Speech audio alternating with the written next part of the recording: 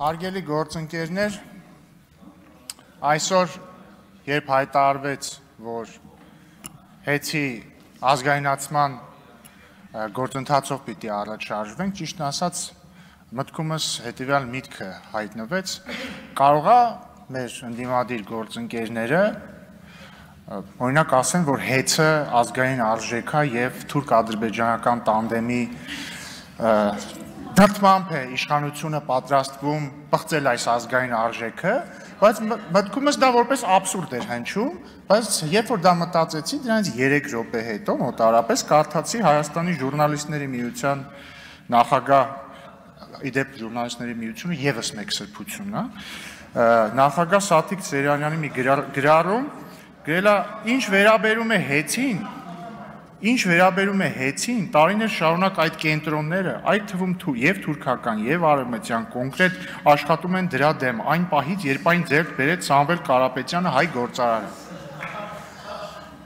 Ուստեղ, պարոն Մինասյան, որ դուք ասում եք, մենք պետք է միավորվենք ազգային արժեքների շուրջ։ Ախր խնդիրը հետեւյալն է։ Մեր համար ազգային արժեքները իրական են, դա մեր պետականությունն է, մեր լեզուն է, մեր ազգային առանձնահատկություններն են, մեր ազգային շահերն են եւ այսպես շարունակ։ Ձեր համար, ձեր նկատի անձամբ ձեր քաղաքական հոսանքի համար, ազգային արժեքը ձեր թիմակիցների գողոնն է, ձեր թիմակիցների զավթած կառույցներն են ու ամեն ինչ որ դուք անում եք, անունը դնում եք ազգային արժեք ու մի հատ մարդ հարց է բացացնում, լավ, այս կառույցում ամեն ինչ նորմալ, ասում եք, բան, ձերքները հեռու մեր սրբություններից։ Ո՞րն է ազգային արժեք, հարցնում եմ, հիմա եթե հայ առաքելական եկեղեցին անառարկելիորեն ազգային արժեք է։ Մեր համար նորմալ է, որ մեր ազգային արժեքի գլուխը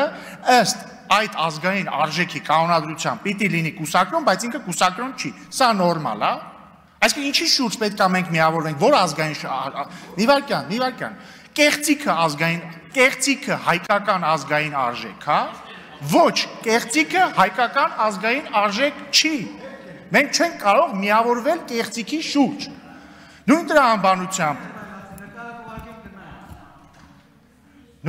Նույն տրամաբանությամբ, հարգելի գործընկերներ, եթե հեծում կա պրոբլեմ, ընդ որում ոնց որ թե անլուծելի պրոբլեմ, ուրեմն պետությունը կլուծի այդ պրոբլեմը, ինչքան էլ տարբեր ժուրնալիստների միություններ զավթած անձինք սա չանվանեն թուրք-ադրբեջանական տանդեմի եսիմինչ։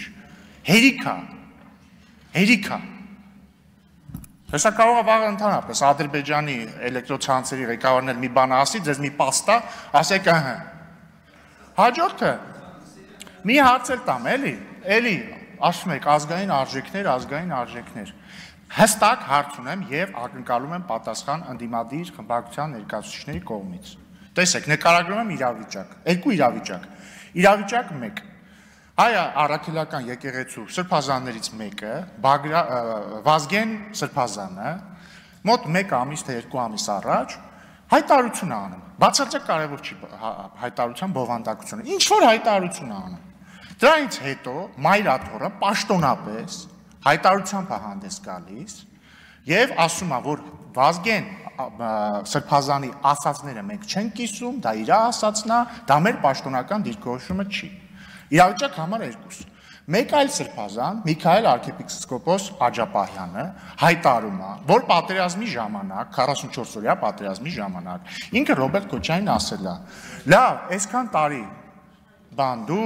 կարող Սերժ Սարգսյանին էլ ասել, լավ չեմ հիշում։ Այսքան տարի դու նախագահ ես եղել, մի երկու հատ քեզ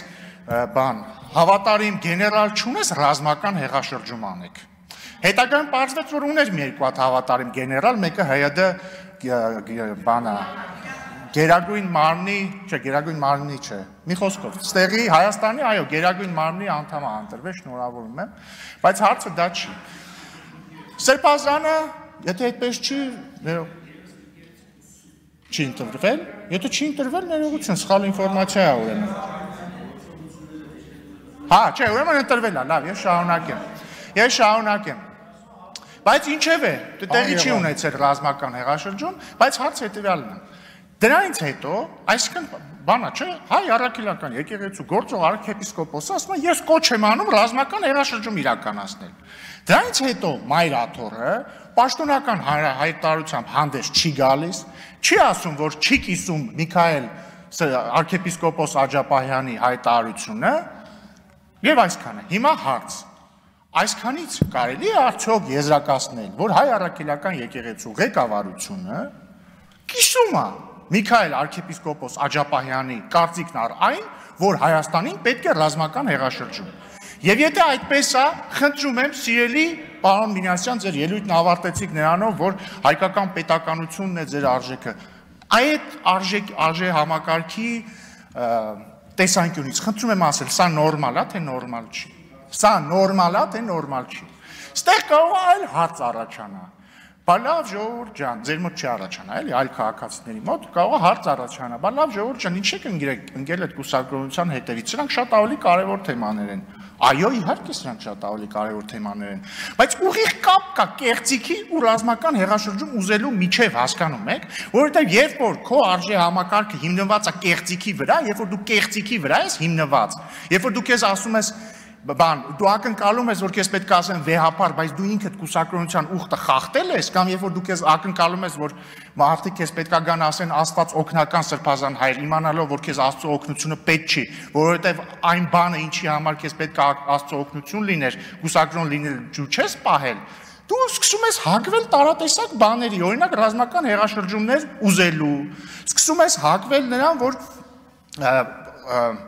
լեգիտիմ բարձրացված հարցերը անվանես հարցակում եկեղեցու վրա եւ ազգային արժեքների դեմ։ Սկսում ես հակվել նրան, որ ինչ-որ այլ երկրներից ինչ-որ օլիգարխներ պետքա գան ու որոշեն իրանց ձևերով ինչ-որ հարցեր լուծեն։ Ու սա շարունակ։ Էսա պրոբլեմը։ Ես քավլիցի, ես կողմ եմ, եկեք միավորվենք ազգային արժեքների շուրջ։ Իմ իմացած ազգային արժեքները հետեւյալն են։ Հայաստանի Հանրապետությունը սրբություն է, անառարկելի սրբություն է, սակարկման ենթակա չի, Հայաստանի անկախությունը սակարկման ենթակա չի։ Կեղծիքը ազգային արժեք չի։ Եթե օրինակ նախագահ ունի մեր երկիրը կամ վարչապետ ունի, իրանք պետք է ընտրված լինեն լեգիտիմ արդար ընտրությունների միջոցով։ Այս հարցում Նիկոլ Փաշինյանը համաձայնեք կեղծիքի չի դիմել։ Եթե մեր եկեղեցին Եթե չէ, մեր եկեղեցին մեզ համար սրբություն է, այն պետք է ղեկավարի մարդ, որը իր տրված ուխտը պահել է։ Ես չեմ կարող ես կվիրավորեմ ինքս ինձ, եթե ես պաշտպանեմ կեղծիքը, ես չեմ կարող պաշտպանել կեղծիքը։ Կեղծիքը իմ արժեքը չի։ Միանում եք, դե խնդրում եմ ուրեմն ֆրակցիայի անունից ելույթ խնդրեք եւ դատապարտեք Միքայել arczepiskopos Աջապահյանի հայտարարությունը Հայաստանում ռազմական հեղաշրջում իրականացնելու վերաբերյալ եւ պահանջեք, որ հայ առաքելական եկեղեցու ղեկավարությունը հայտարարությամբ հանդես գա, դատապարտի դա, նաեւ պահանջեք, որպեսզի հայ առաքելական եկեղեցու գլուխը հանդիսացող Կտիչ Ներսիսյանը, դուք կարող եք նրան դիմել վեհապար, հստակ պատասխանի ինքը կուսակրոնության ուխտը խախտելա, թե ոչ, թող հեքիաթներ չպատմեն, թե դա լավ հարց չի, ճիշտ հարց չի եւ այսպես շարունակ, թող ասեն այո կամ ոչ, եւ եթե ասի այո, ինքը պիտի կարգալույս լինի, այսքան շատ պարզ գործընթաց։ Շնորհակալություն։